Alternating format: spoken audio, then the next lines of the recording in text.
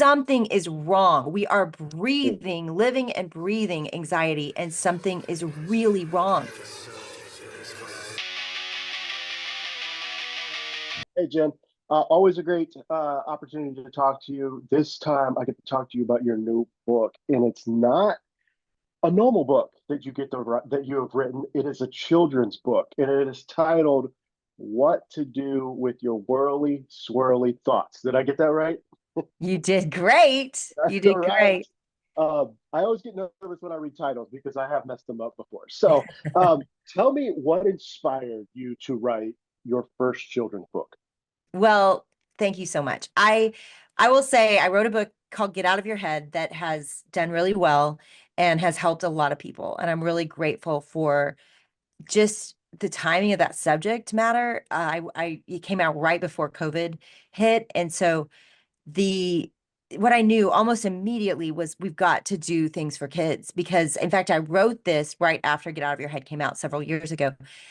And it's just been sitting on my shelf waiting to get brought into the world because I just saw so many kids struggling. My own kids were struggling.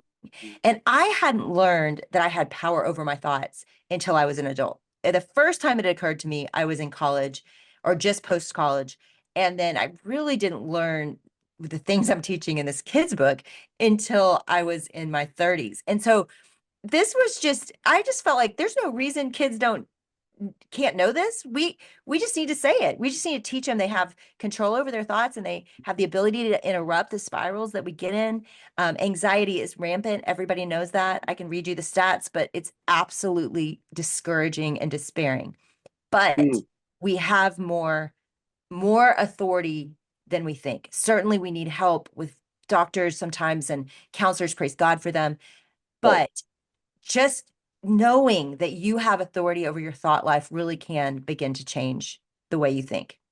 Right. And have you seen like in your research and just in your world that you get to interact with a lot of different people, have you seen like is this something within the last 20 years? I mean, obviously children have always had thoughts, but has there been like a with all of the screen time and all of the Absolutely. yes, Yes. have you seen like a So magnification in that? Does that make And sense? I mean, of course, this generation, it's terrifying. I mean, the percentage numbers are jumping so fast, so dramatically. Something is wrong. We are Mm, breathing, living and breathing anxiety, and something is really wrong.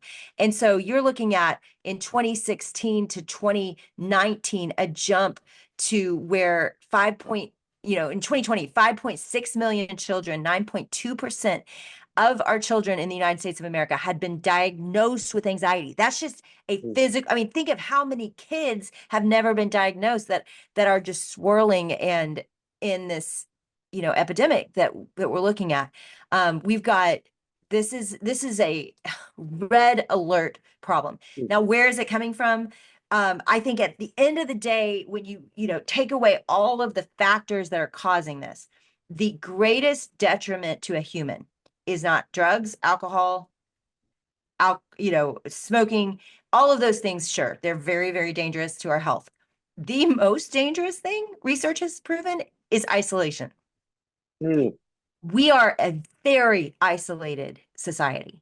In every other generation, I worked on this with a book called Find Your People, and I just looked at the history of mankind. If you look back at the history of mankind, you will see very interconnected generations, interconnected villages. In fact, 80% of the world today lives in villages that depend on each other for agriculture and sustenance. And so now you can Amazon eggs if you need them. You don't borrow it from your neighbor. So we are more isolated than ever. There's a lot of reasons for that, but I would say most of them all point back to the tech revolution.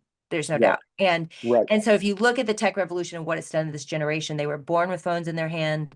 They have watched their friends gather not at lunch tables in middle school like we all did, but they have watched them on Snapchat where everybody is, what they're left out of. There's pictures of it online.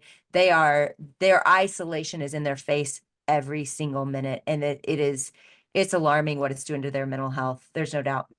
Right. And the communication obviously is the key in that. And that's one of the reasons why you write this book is Yeah. so that parents can communicate with that and have that avenue. I want to ask you this question because I think hear your perspective on it would be huge. What advice would you give to parents who struggle with communicating with their children? Well, the first thing is it's super normal, and especially on these subjects.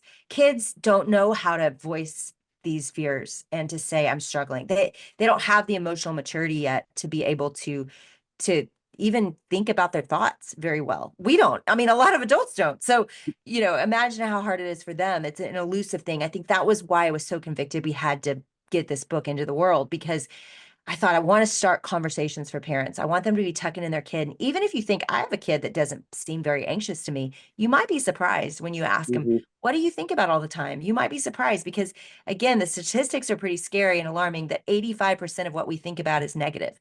95% of what we think about is repetitive from the day before. So that means we're thinking the same negative, toxic thoughts day after day after day. And your kids are no different. They're in a world where bullying is normal, where encouragement is rare, where they constantly are aware of their physical bodies and how they're different, what might be the reason they feel left out, why are they isolated? They're analyzing all that by themselves. And so the greatest gift we can give anybody, all the people in the world, is connection.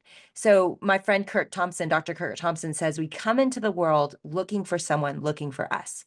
And so Mm, my hope is every single person listening would buy this book and read it to a kid they know. It might be their niece or nephew. It might be their classroom, if they're a teacher. It might be their own kids or grandkids. But you would read it to a kid and start a conversation. Because if you start a conversation, then that kid is less alone. They have a yeah. safe adult to talk to, and that's a gift. Yeah. Well, Jen, you just answered like every single one of my questions in that. Is the book out right now? Can we get it? Yes. So the book is out April 24th or sorry, the book is out April 29th, Okay.